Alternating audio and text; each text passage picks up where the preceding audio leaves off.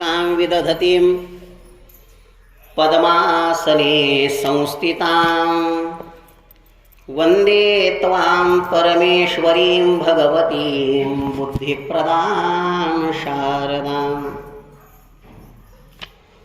कैलासराना शिवचंद्रमूळी फणींद्रमाथा भ्रुकुटी झळाळी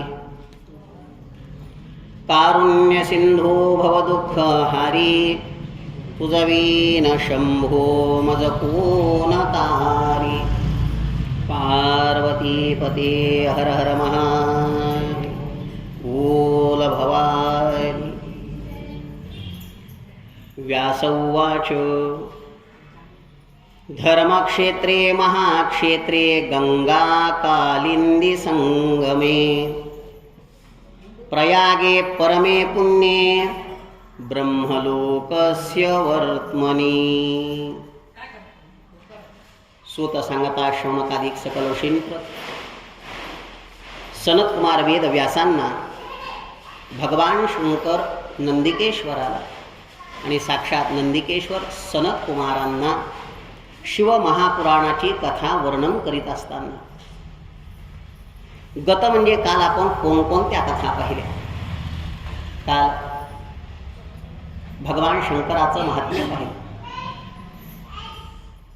शिवपुराणाच्या कथेच्या श्रवणानं माणसाला काय फळ प्राप्त होतो, पापाचा क्षय होऊन पुण्य कशा प्रकारे वृद्धिंगत होतो, देवराज नावाचा ब्राह्मण कशा प्रकारे शिवलोकी गेला, बिंदुग ब्राह्मणाची कथा पाहिली।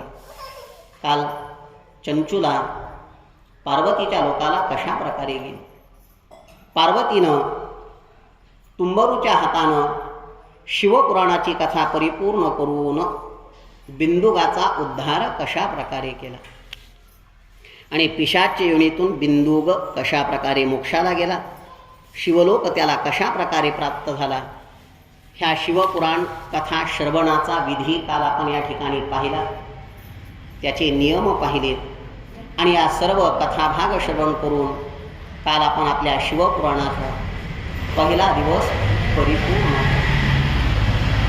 काल आपल्या शिवपुराणाचा कितवा दिवस आहे?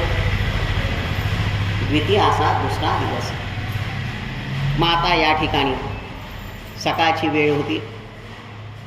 सुतादी शौनकादिक सकळ ऋषीमुनी व्यासांच्या जवळ आले। त्या व्यासांना साष्टांग नमस्कार केला।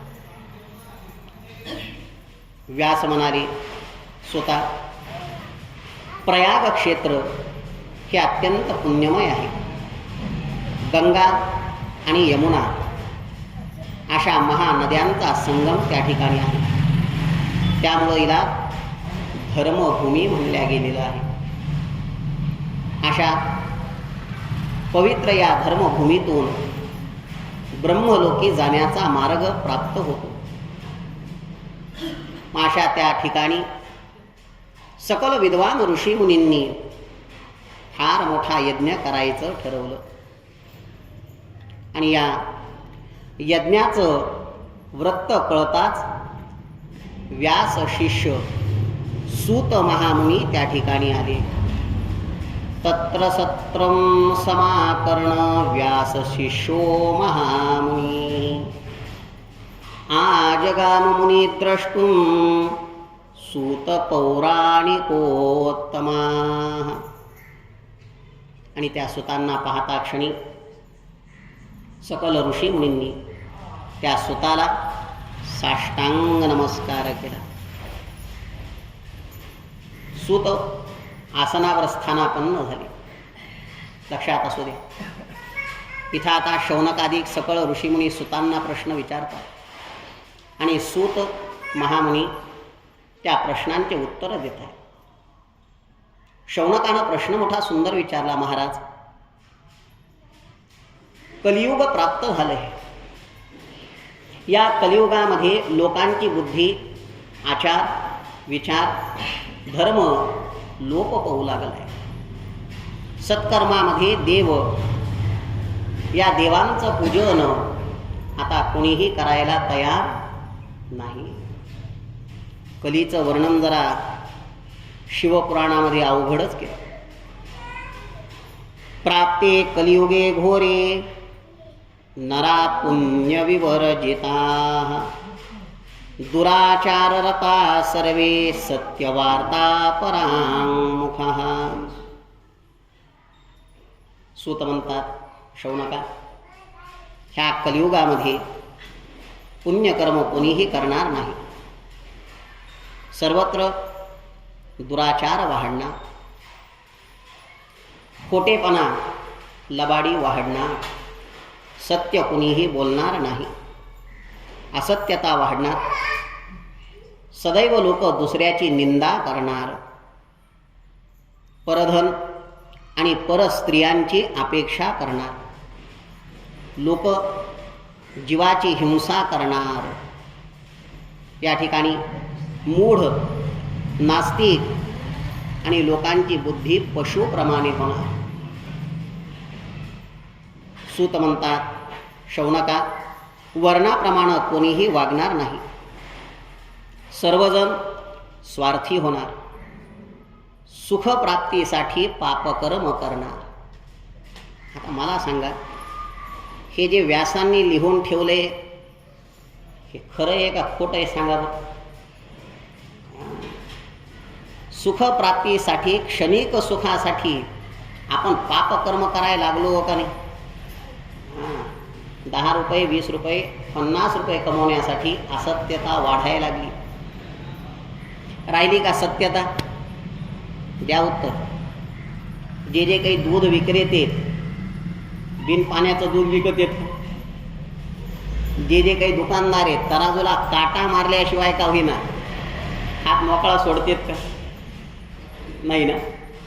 मला सांगा, दुकानदार ज्यावेळेस दुकान उघडतो त्यावेळेस तो सकाळच्या वेळेस त्या दुकानामध्ये असे देवांचे फोटो लावलेले असते, गणपतीचा, मारुतीचा, महादेवाचा. रोज सकाळी तो त्या देवाची पूजा करतो ना. बरं, तुम्ही सुद्धा एखाद्या वेळेस फोटोची पूजा करत असताना जरा त्या फोटोकडे निरखून पाहत जा. पूजन करत असताना तुम्हाला काय वाटतं? तो फोटोतून देव आपल्याकडं नीट पाहत जा, जरा फोटोकडे पाहत जा. हां, वाटतं की नाही? ते पूजा करताना आपण त्याला गंध लावताना, हळदी कुंकू वाहताना, फुलं वाहताना, नैवेद्य दाखवताना ते टाकामाका पाहिले आपल्याकडं. आणि मग तराजूला काटे मारताना मग काय ते डोळे बंद करून बसत काही नाही. लक्षात असू द्या, एकंदरीत उघड्या डोळ्यानं परमात्मा आपल्याकडं पाहतोय. त्याच्यामुळं पापकर्म क्षणिक सुखासाठी करू नका. आणि केवळ क्षणिक सुखासाठी ह्या कलियुगामध्ये लोक नित्य निरंतर पापकर्म करत राहणार. परिवार एकत्रित राहणार नाही. भावाभावांमध्ये सदैव वाद होणार. जावा जावा एकमेकींना बोलणार नाही. सासू सुनांचा सारखा घरामध्ये कलह होणार. निसर्ग कोपणार. कोपणार का कोपलाय? राहिले तर ऋतू वेळेवर. उन्हाळ्यात झाला पावसाळा, पावसाळ्यात झाला हिवाळा. ऋतू तर असे झालेत, दर महिन्याला एक ऋतू यायला लागलाय. महिनाभर हिवाळा, महिनाभर उन्हाळा, महिनाभर पावसाळा. कोपला का नाही निसर्ग? व्यासांची लेखणी ही कधीही खोटी होणार नाही. हे सत्य व्यासांनी लिहिले. अनेक नैसर्गिक आपत्ती येणार, मोठ्या प्रमाणामध्ये नाश होणार, जीविताची हानी होणार, वित्त हानी होणार, धान्य सकस राहणार नाही, गाई दूध देणार नाही, त्या निकस होतील. स्त्रिया कोणत्याही पुरुषांशी विवाह करणार, सदाचार विमुख होणार, घरामध्ये पतीचा सदैव अपमान होणार, त्याची सेवा पत्नी करणार नाही, ती घरामध्ये हट्टी होणार, थोरा मोठ्यांचा अपमान करणार, लोक अभक्ष भक्षण करणार, मद्यपान करणार, माता पित्याची आज्ञा कुणीही पालन करणार नाही. करायला लागलेत. कलियुगे हे एतेषां नष्ट बुद्धीनां स्वधर्म त्यागशीलिनां परलोके पिह लोके कथम सूत कथीर भवे. अशा प्रकारे कलीच्या प्रभावाने लोकांची विवेक बुद्धी नष्ट होणार. ज्यावेळेस हे कलीचं वर्णन ऐकलं, संपूर्ण शौनकादिक ऋषीमुनी भयभीत झाले. स्वतः मासा हा जर कली उन्मत्त झाला, लोकांची बुद्धी जर अशी नष्ट झाली, विवेक नष्ट झाला, ज्ञान नष्ट झालं, मग ह्या लोकांचा उद्धार कसा होणार. सूत म्हणता, शौनका, परोपकारांसाठी तुम्ही हा प्रश्न मोठा सुंदर विचारला. ऐका, ज्यांना आपल्या देहाचा उद्धार करायचा असेल त्यानं आपल्या धर्माचं पालन करावं. निरंतर कधीही कोणाला यातना आपल्यापासून होऊ देऊ नये. जो निरंतर धर्माचं पालन करून दुसऱ्यांना सुख देतो आणि स्वतःही प्रसन्नतेचा अनुभव घेतो, त्याचे हृदय शुद्ध होते. लोककल्याणाची सद्भावना त्याला परमगती प्रदान करते. शौनका, एकंदरीत जो सदैव दुसऱ्याचं हित करण्यासाठी तल्लीन असतो, मनुष्य जन्म आहे.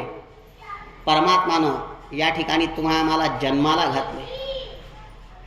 जन्माला घातल्यानंतर तुमच्या आमच्या हातात काय ठेवलंय सांगा बरं? काही.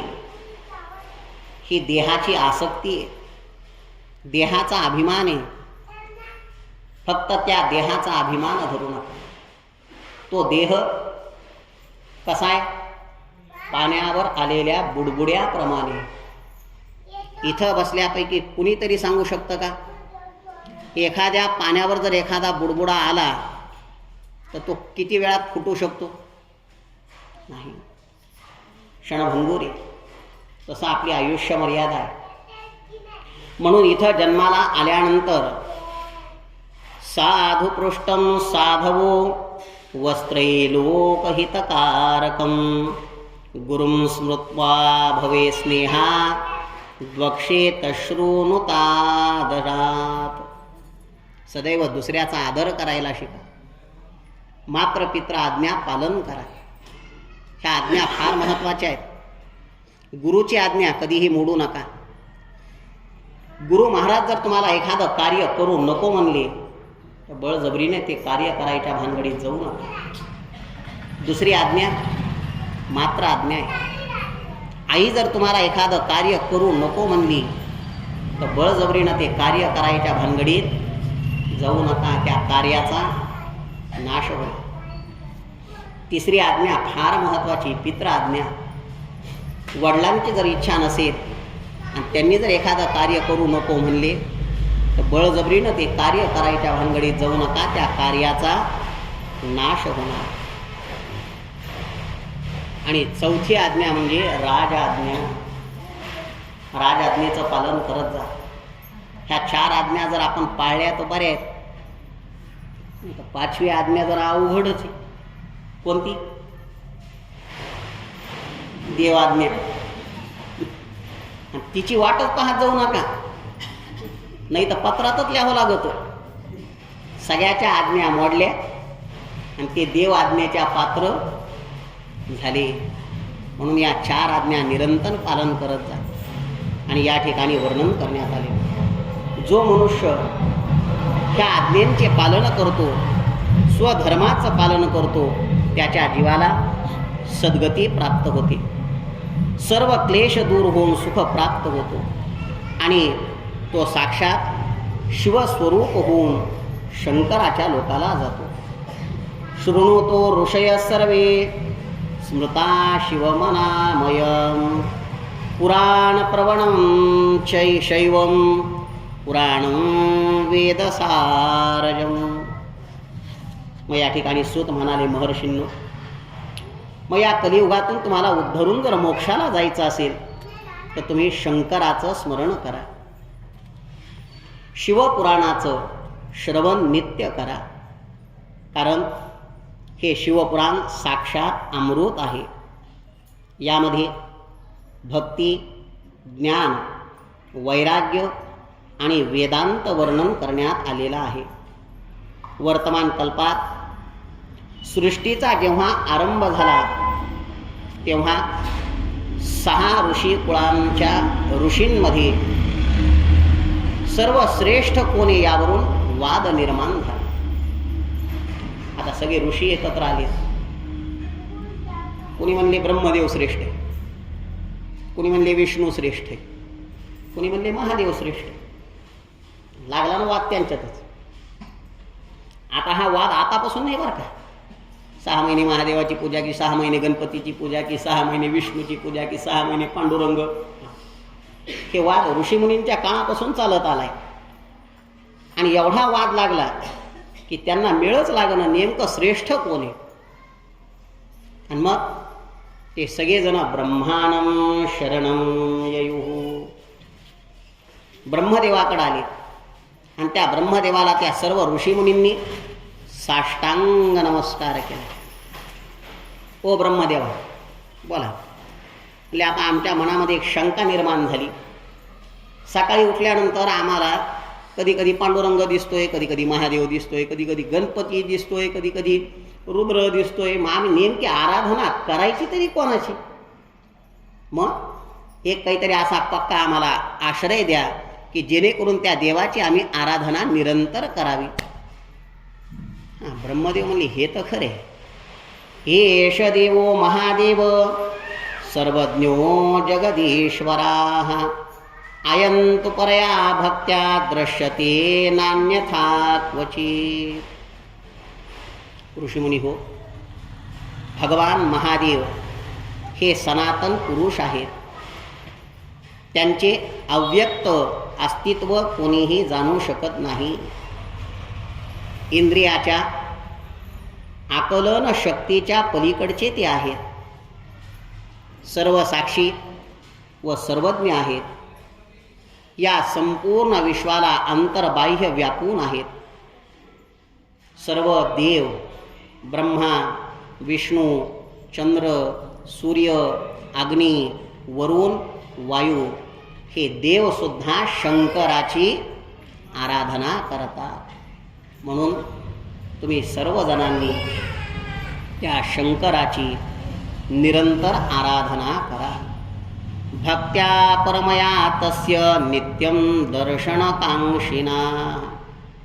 मग त्या शंकराला जर तुम्हाला या कलियुगामध्ये आळवायचं असेल तर मनोभावे फक्त त्या शंकराची भक्ती करा.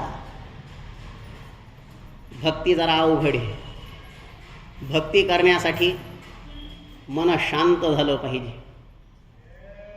भक्तीचे 2 प्रकार आहेत. कट्टर भक्ती आणि नुसती भक्ती. तुमची कोणती भक्ती? नुसती भक्ती करत जाऊ नका. जरा भक्ती कट्टर पाहिजे. कट्टर म्हणजे कशी? आपल्या गावामध्ये काही काही लोकांचा नियम आहे. रोज सकाळी उठले, स्नान झालं की महादेवाचं पूजन, पांडुरंगाचं पूजन, गणपतीचं पूजन, मारुतीचं दर्शन केल्याशिवाय घरात अन्न ग्रहण करत नाही.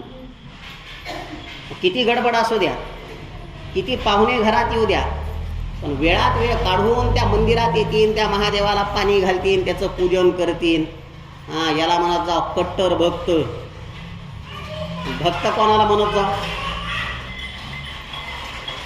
म्हणजे शिवपुराणात ऐकलंय काय, म्हणजे महादेवाला पाणी घातलं तर कल्याण होतंय.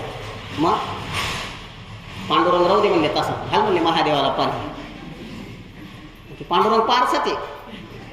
वर्षभर झालं त्या पांडुरंगाच्या मंदिरात कुणी जाईच न, ते बेजार झाले. त्याला कोण वाळीत टाकलंय काही की? तसं नसतं ते. त्याला भक्ती म्हणत जाव, पण भक्ती नुसती करत जाऊ नका. भक्ती अशी श्रेष्ठ करा की त्या परमात्म्याला सुद्धा तुमचं कार्य करण्यासाठी प्रकट व्हावं लागलं पाहिजे. आणि अशा प्रकारे भक्तीचं महात्म्य वर्णन करण्यात आलेले. आज ब्रह्मदेव म्हणतात, शंकराला तुम्हाला जर प्राप्त करायचं असेल ऋषीमुनी हो, तुम्ही सगळेजण आता भूतलावरती जा आणि 1000 वर्षापर्यंत चालणारा यज्ञ परिपूर्ण करा, तरच भगवान शंकर तुम्हाला प्रसन्न होतील. सगळ्या त्या ऋषीमुनींनी ब्रह्मदेवाला साष्टांग नमस्कार केला. आणि आता ते सगळे ऋषीमुनी सायुज्य मुक्तीच्या प्राप्तीसाठी 1000 वर्षापर्यंत चालणारा यज्ञ नैमिष नावाच्या अरण्यामध्ये करू लागले. पहा, मग आता या यज्ञामध्ये त्यांनी भक्ती शंकराची सुरू केली. इथं भक्तीचे 3 प्रकार फार श्रेष्ठ वर्णन केलेले. कोणकोणते? श्रवण, कीर्तन आणि मनन. हे 3 प्रकार शिवपुराणामध्ये जरा महत्त्वाचे वर्णन केलेले भक्तीचे. श्रवण भक्ती म्हणजे अगोदर हे ज्ञान गुरुमुखातून श्रवण करा, ते समजून घ्या आणि त्या ज्ञानाप्रमाणे वागण्याचा प्रयत्न करा. याला म्हणत जाव श्रवण भक्ती. चला आता दुसरी कीर्तन भक्ती. कीर्तन भक्ती म्हणजे हे ज्ञान आता तुम्हाला प्राप्त झालं की त्या ज्ञानाप्रमाणे वागत असताना त्या भगवान शंकराचा असू द्या, विष्णूचा असू द्या, कीर्तन म्हणजे नामस्मरण घेण्याचा प्रयत्न करा. फार महत्त्वाची भक्ती. आणि आता आली तिसरी मनन. मनन भक्ती फार महत्त्वाची. आणि भगवान शंकर जर सगळ्यात लवकर जर प्रसन्न होत असतील तर केवळ या मनन भक्तीद्वारे. मनन भक्ती कशी? जे ज्ञान तुम्हाला प्राप्त झाले त्या ज्ञानावर थोडासा विचार करायला शिका. त्याला चिंतन म्हणतात. शब्द नीट ऐका बरं का. शिवपुराणानं काय करायला सांगितलंय? चिंतन. घरी गेले, कथा ऐकली ना आता आज दिवसभर, घरी जायचं, संध्याकाळच्या वेळेस देवाच्या समोर बसा, डोळे बंद करा आणि दिवसभर तुम्ही आता आज ज्या काही कथा ऐकणार आहेत त्या कथा आठवून त्याच्यावर चिंतन करण्याचा प्रयत्न करा.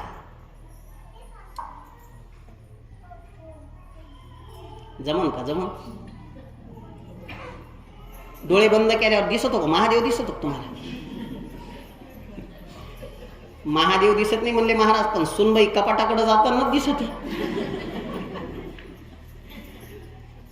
आणि मग काय चिंतन करणार आहेत आणि काय त्या महादेवाला प्रसन्न करणार आहेत? नाही, चिंतन करण्यासाठी माणसाची बुद्धी स्थिर झाली पाहिजे, चित्त एकाग्र झालं पाहिजे. त्याच्याशिवाय चिंतन करणं शक्य नाही. आणि अशा या चिंतनानं त्या भगवान शंकराला आळवण्याचा प्रयत्न करा. पुरा मम गुरुर्व्यास पराशर मुने सुताः तपश्चार संभ्रांत सरस्वत्यास्तटे शुभम. फार पूर्वी पराशर पुत्र व्यासदेव सरस्वती नदीच्या तीरावर तपश्चर्या करीत होते. आणि त्या तेजस्वी विमानातून सनत कुमार त्या मार्गावरून चाललेले होते. व्यासांनी सनत कुमारांना पाहता क्षणी साष्टांग नमस्कार केला. सनत कुमार विमानातून खाली उतरले. व्यासांनी सनत कुमारांना उच्च आसनावर बसवलं आणि त्यांना प्रश्न मोठा सुंदर विचारला. सनत कुमारा, मी या नदीच्या काठावर तपश्चर्या करून चिंतन करण्याचा प्रयत्न करतोय, माझ्याकडून सुद्धा चिंतन होत नाही. मग आता हे चिंतन करण्यासाठी मला काहीतरी उपाय सांगा. सनत कुमार म्हणले, व्यासा, चिंतन करण्यासाठी अगोदर सत्याचा मार्ग अवलंबला पाहिजे. सत्य फार महत्वाचं वर्णन केलेलं. सत्य म्हणजे काय? शब्दशः अर्थ शिवपुराणात घेऊ नका. सत्य म्हणजे आपण काय म्हणतो? खरं बोलणं. पण इथं सत्याचा अर्थ शिवपुराणामध्ये खरं बोलणं असा नाही. मग वर्णन करण्यात आलं. सत्य म्हणजे शाश्वत. शाश्वत म्हणजे काय? जे कधीही नष्ट होणार नाही, ज्याचा कधीही नाश होत नाही, त्याला सत्य म्हणत जा. मग सत्य कोण आहे? तुम्हीच म्हणता सत्यम शिवम. साक्षात शिव हे सत्य आहे. सत्य स्वरूप जर असेल तर भगवान शंकर आहे. म्हणून त्या शंकराचं तुम्ही चिंतन करा. व्यासा, जोपर्यंत तुम्ही सत्य जाणत नाही तोपर्यंत हे चित्त करून तपश्चर्या करू शकत नाही. आणि मग ते व्यास फिरत फिरत फिरत मंदराचल पर्वताच्या ठिकाणी आले आणि एकांतामध्ये तपश्चर्या करू लागले. भगवान शंकरांना त्यांची दया आली आणि भगवान शंकरांनी मार्गदर्शनासाठी नंदिकेश्वराला त्या ठिकाणी पाठवलं आणि साक्षात नंदिकेश्वर त्या ठिकाणी आले. नंदिकेश्वराला पाहता क्षणी व्यासांनी साष्टांग नमस्कार केला. नंदिकेश्वरा, तुम्ही आम्हाला आता मुक्तीच्या मार्गाचा उपदेश करा. नंदिकेश्वर म्हणतात, व्यासा, तुम्हाला जर आता भगवान शंकराची मुक्ती जर प्राप्ती करायची असेल तर तुम्हाला 3 कार्य करणं फार महत्त्वाचे. श्रवण, कीर्तन आणि मनन. हेच शिवप्राप्ती आणि मुक्तीचा मार्ग प्राप्त करून देणारे आहेत. अशा प्रकारे नंदिकेश्वरानं ज्ञान सांगताच श्रवण, कीर्तन आणि मनन या योगे वेदव्यास आता शिव आराधना करू लागले. आणि मग ते शिव आराधना करत असताना व्यासांना जे ज्ञान प्राप्त झालं, व्यासांनी ते सुताला सांगितलं. मग शौनकानं सुताला प्रश्न मोठा सुंदर विचारला.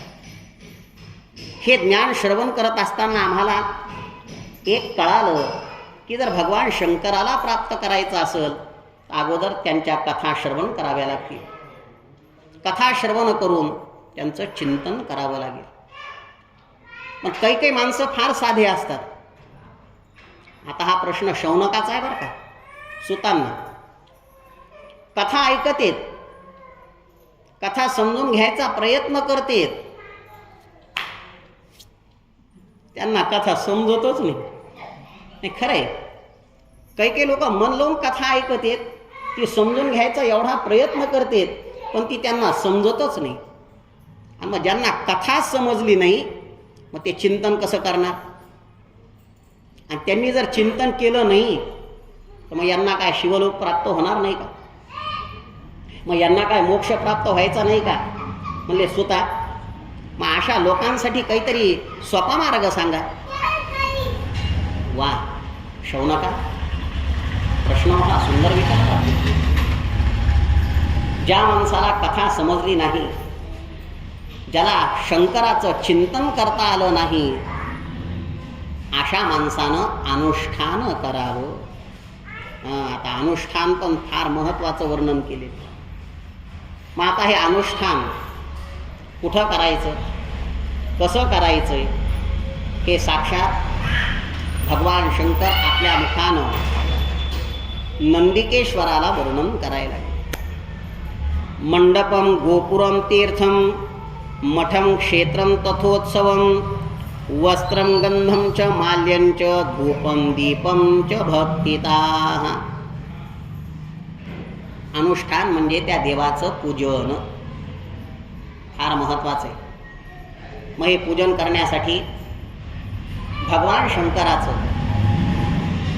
लिंग पूजन करता येते, मूर्ती पूजन करता येते. ते तुम्ही घरामध्ये करू शकता. घरात जर करायची इच्छा नसेल तर गाईच्या गोठ्यामध्ये सुद्धा करू शकता. गाईच्या गोठ्यामध्ये जर करू शकत नसेल, एखाद्या तीर्थक्षेत्रावरती भगवान शंकराचं पूजन करू शकता. मग ते पूजन करत असताना अगोदर त्या शंकराला आसन द्या. मग त्या भगवान शंकराला पाद्य म्हणजे पाणी घाला. अर्घ्य म्हणजे सुगंधी द्रव्यानं युक्त असं पाणी भगवान शंकराला अर्पण जो तो करा. मग चांगल्या पाण्यानं स्नान घाला. व्यवस्थित त्या भगवान शंकराचं पूजन करत असताना त्याला वस्त्र अर्पण करा, उपवस्त्र अर्पण करा. गंध, अक्षता, परिमल द्रव्य अर्पण करून सुगंधी पुष्प शंकराला अर्पण करा. धूप, दीप आणि नैवेद्य मग शंकराला अर्पण करा. पूजन झालं, जमल शक्ती असेल तर भगवान शंकराला एखादं छत्र अर्पण करा. शंकराच्या मंदिरावर एखादी का होईना ध्वजा म्हणजे झेंडा तुमच्या हातानं लागल्या गेला पाहिजे. ती ध्वजा शंकराला अर्पण करा. चामर असे अनेक प्रकारचे उपचार अर्पण करून त्यांची पूजन करा. आणि मग त्या भगवान शंकराला साष्टांग नमस्कार करा. मग शिवनामाचा जप करावा. जो मनुष्य अशा प्रकारे शंकराची आराधना करतो तो भवबंधातून मुक्त होतो. अनेक महात्मे सुद्धा शिवलिंगाची किंवा मूर्तीची पूजा करून भवबंधनातून मुक्त होतात. पण आता इथं ऋषीमुनींच्या मनामध्ये एक शंका निर्माण झाली. म्हणले, महाराज, प्रत्येक कथेमध्ये आम्ही ऐकलंय सगळ्या देवांची पूजा ज्यावेळेस आम्ही करतो, गणपतीची असू द्या, मारुतीची असू द्या, पांडुरंगाची असू द्या, विष्णूची असू द्या, कृष्णाची असू द्या, ती कशी आहे? तुम्ही गणपतीची पूजा केली ना, ती मूर्तीच्या स्वरूपात आहे. पांडुरंगाची पूजा केली ना, कशी आहे? मूर्तीच्या स्वरूपात आहे. प्रत्येक देवांच्या मूर्त्या आहेत, पण भगवान शंकराची लिंगपूजा आहे आणि मूर्ती पूजा आहे. दोनही स्वरूपामध्ये भगवान शंकराचं पूजन केल्या जातं. मग भगवान शंकराचं लिंग स्वरूपामध्ये पूजन कशामुळं करायचं? मग ह्या लिंगाची उत्पत्ती कशा प्रकारे झाली ती कथा आम्हाला आता या ठिकाणी वर्णन जो तो करा. वेर मात्रे तु सर्वत्र पूज्यन्ते देवता गणाः लिंगे वेरे च सर्वत्र कथं संपूज्यते शिवाः. या ठिकाणी सूत म्हणतात, शौनका, एक दिवस भगवान विष्णू शांत शेषशाही आसनावर झोपलेले होते आणि लक्ष्मी माता त्यांची चरण सेवा करत होती. पुरा कदाचिद योगींद्र विष्णुर विषयधरासनः सुष्वापपरया भूत्या स्वानुगैरपि संवृताः. तेवढ्यात ब्रह्मदेवाचं त्या ठिकाणी आगमन झालं. भगवान विष्णूंना पाहून ब्रह्मदेव काय म्हणले? म्हणले, पुत्रा, तुझा जन्म माझ्यापासून झालाय. मी सृष्टीचा करता आहे. तू आता या आसनावरून उठ आणि मला नमस्कार कर. बरं आहे का आता हे बोलणं? बरे. विष्णू म्हणले, हो ब्रह्मदेवा, तुमची उत्पत्ती माझ्या नाभी सरोवरातून झाली. तुमचा निर्माता मी आहे आणि मग तुम्ही मला नमस्कार करायला पाहिजे. तुम्ही मला पुत्र कसं म्हणता? भगवान विष्णू शेषावरून उठले.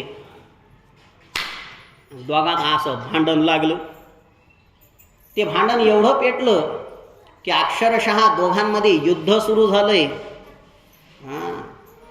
एवढं युद्ध सुरू झालं की सगळे देव ते युद्ध पाहून थक्क झाले आणि देवसुद्धा भयभीत झाले.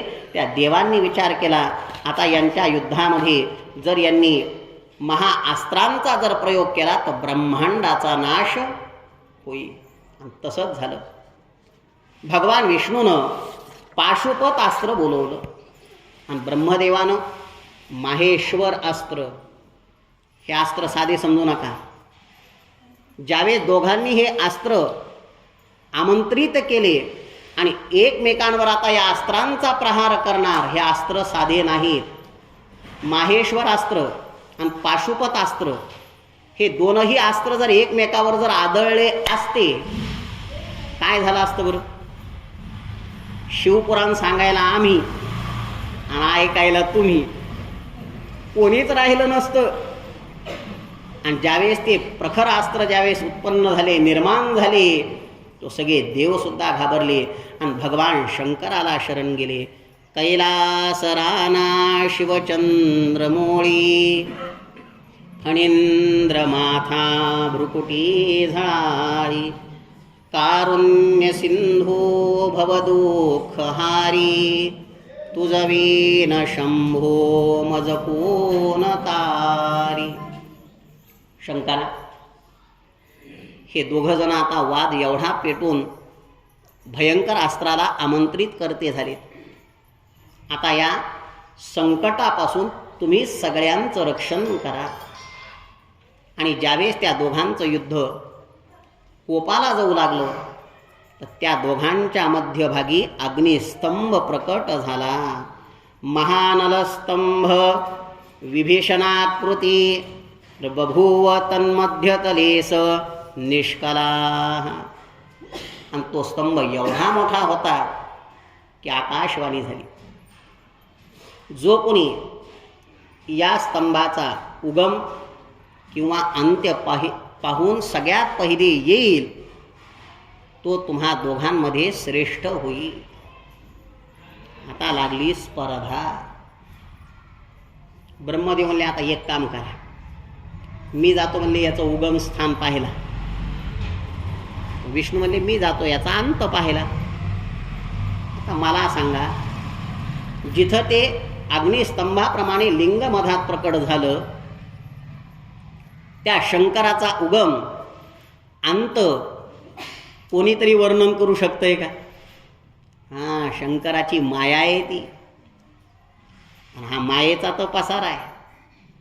एकंदरीत तिथं वर्णन करण्यात आलेले हो, ब्रह्मदेवानं हंसाचं रूप धारण केलं आणि हंस रूपामध्ये साक्षात ब्रह्मदेव त्याचं उगमस्थान पाहायला गेले. आणि विष्णू सुकर रूप धारण करून म्हणजे वराह रूप धारण करून त्याचा अंत्य पाहायला गेले. पण मेळ लागला का विष्णूला? अर्ध्याच रस्त्यातून विष्णू परत आले. ब्रह्मदेव मात्र बरेच वर गेले बरं का, फार वर गेले. पण काही केल्या त्याचा उगम सापडच ना.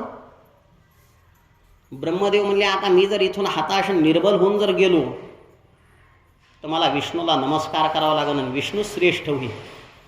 मग ब्रह्मदेवानं काय केलं माहिती का? तिथे केतकी पुष्प होतं. केतकी पुष्प म्हणजे केवड्याचं फूल. त्याला धरलं. तू माझ्याकडून साक्ष देतो का नाही म्हणले. आता जगतपिता ब्रह्मदेव आहे, ती गेलं घाबरून. म्हणले आता तुमच्या पक्षातून जर साक्ष नाही द्यायची तर अवघडच होईल म्हणले. देतो म्हणले साक्ष. काय साक्ष द्यायची? फक्त एवढं म्हण, ब्रह्मदेव ह्या अग्निस्तंभाचं उगमस्थान पाहून आले आणि मी त्याच्या शिखरावरच होतो. म्हण म्हणले फक्त एवढंच. ठीक आहे म्हणले बाबा. आले ब्रह्मा विष्णू दोघं जण आले. नारायण पाहिला का अंत ह्या अग्निस्तंभाचं? ते म्हणले नाही. मग ब्रह्मदेवा तुम्ही उगमस्थान पाहिलं का? म्हणले हो उगमस्थान पाहिलं म्हणले मी याचं. ते कसं काय? म्हणजे हे काय आहे? केवड्याचं फूल त्या पिंडीवर वाहिलेलं होतं म्हणले वर. देणं म्हणले साक्ष. आणि त्यांनी साक्ष दिली. बरं नारायण मला भगवान शंकराच्या ह्या पिंडीवर वाहिलेलं होतं आणि त्या पिंडीवरून मला साक्षात ब्रह्मदेव घेऊन आले. त्यांनी याचं उगमस्थान पाहिलं. खोटी साक्ष दिली. तेवढ्यामध्ये आता आपले नारायण ब्रह्मदेवाला श्रेष्ठ समजून नमस्कार करायला वाकणार तो साक्षात भगवान शंकर प्रकट झाले आणि नारायणाला थांबवलं. थांबा थांबा नारायण, तुम्ही यांना नमस्कार करू नका. का? हा ब्रह्मदेव असत्य भाषण करतोय. त्याच्यामुळं सत्याचं स्मरण करत जा. सत्य हे शिव आहे, त्याच्यामुळं शंकराचं स्मरण आहे. आणि अशा प्रकारे ज्यावेळेस भगवान शंकरानं त्या केतकी पुष्पाला पाहिलं, म्हणजे दुष्टा खोटी साक्ष देतो, असा जर तू दुष्ट आहेस आजपासून माझ्या पूजेमध्ये तू वर्ज्य होशील. त्या दिवसापासून महादेवाला केवड्याचं फूल चालत नाही. आणि जो कोणी महादेवाला पिंडीवरती केवड्याचं फूल वाहतो त्याचा निर्वंश होतो. लक्षात असू द्या. आणि अशा प्रकारे केवड्याच्या म्हणजे त्या केतकी पुष्पाला शाप प्राप्त झाला. इकडं ब्रह्मदेव, आता द्या उत्तर. ब्रह्मदेवाला मुख तोंड किती आहेत? 4. पण नाही, ब्रह्मदेवाला खरे 5 तोंड आहेत. 5 पंचमुखी आहेत ब्रह्मदेव, कारण शंकराच्या रूपातून उत्पन्न झालेले म्हणून ब्रह्मदेव सुद्धा 5 मुखाचे आहेत. पण ज्यावेळेस त्यांनी हे असत्य भाषण केलं, राग आला भगवान शंकराला. आणि त्या भगवान शंकरानं आपल्या भ्रूमध्ये 2ही भोयांच्या मधातून भैरवाची उत्पत्ती केली. आणि त्या भैरवानं काय केलं माहिती का? साक्षात या ठिकाणी आपल्या ब्रह्मदेवाचं 5वं मुख छाटून टाकलं. त्या दिवसापासून आपल्या ब्रह्मदेवाला 4 मुख प्राप्त झाले. नाही तर अगोदर ब्रह्मदेव पंचमुखी होते. पण आता प्रकार काय झाला? 4 मुख ब्रह्मदेवाला प्राप्त झाले. 5वं मुख गळून पडलं. ब्रह्मदेव त्या शंकराचं रूप पाहता क्षणी थर्र कापू लागले. आणि शंकरानं ब्रह्मदेवाला सुद्धा शाप दिलाय. ब्रह्मदेवा, तुम्ही असत्य भाषण केलं आणि असत्य भाषण करून श्रेष्ठत्व प्राप्त करू लागले. असे जर तुम्ही आहात तर आजपासून तुमचं पूजन कुठंही होणार नाही. शंकराचा शाप ब्रह्मदेवाला आहे. द्या आता उत्तर. तुम्ही सगळ्या देवाचं दर्शन घ्यायला मंदिरं सुंदर बांधतात, पण ब्रह्मदेवाचं मंदिर आहे का कुठं? कारण ब्रह्मदेवाला शंकराचा शाप आहे. त्या दिवसापासून ब्रह्मदेवाचं पूजनच बंद झालं. म्हणून असत्य भाषण कधीही करत जाऊ नका आणि खोटी साक्ष कधीही देत जाऊ नका. जो मनुष्य खोटी साक्ष देतो, असत्य भाषण करतो, भगवान शंकराला तो कधीही प्रिय होत नाही. म्हणून असत्यता कधीही बोलू नका. आणि आज या ठिकाणी भगवान शंकर ज्यावेळेस निघून चालले होते, तो साक्षात ब्रह्मदेव हताश निर्बल झाले आणि भगवान शंकराला साष्टांग नमस्कार करते झाले. त्या ब्रह्मदेवानं लज्जित होऊन आपल्या शंकराची आराधना करायला प्रारंभ जो तो केला. नातस्ते सत्कृतिर्लोके भूयास्थानो तथाधिकम. आणि अशा प्रकारे कठीण तपश्चर्या ज्यावेळेस ब्रह्मदेव आपल्या त्या शंकराची करू लागले, मग त्या शंकराची पूजन करण्यासाठी विष्णू आणि ब्रह्मा दोघाही जणांनी मिळून संपूर्ण पूजेचं साहित्य आणलं. आता या पूजेमध्ये काय काय आणलंय? सुंदर हार, नुपूर, केयूर, रत्नजडित मुकुट, कुंडले, यज्ञोपवीत, उत्तरीय वस्त्र, रेशमी वस्त्र, दिव्य पुष्पमाला, सुगंधी पुष्पे, मुद्रिका, कर्पूरवासित तांबूल आणि असे अनेक प्रकारचे सुगंधी असणारे चंदन, सुगंधी द्रव्याची उटी, धूप, दीप, नैवेद्य, श्वेतछत्र, चामर, ध्वज असे अनेक अनेक प्रकारचे वैभवशाली दिव्य उपचार अर्पण करून त्या ब्रह्मदेवांनी विष्णूंनी साक्षात शंकराचं पूजन परिपूर्ण केलं आणि त्यांची आराधना प्रार्थना करू लागली. दिनमेतत्ततः पुण्यं भविष्यति महत्तरं शिवरात्रिरिति ख्याता तिथिरेषा मम प्रिया. आणि त्या पूजनानं भगवान शंकर ब्रह्मदेवावर प्रसन्न झाले, विष्णूवर प्रसन्न झाले.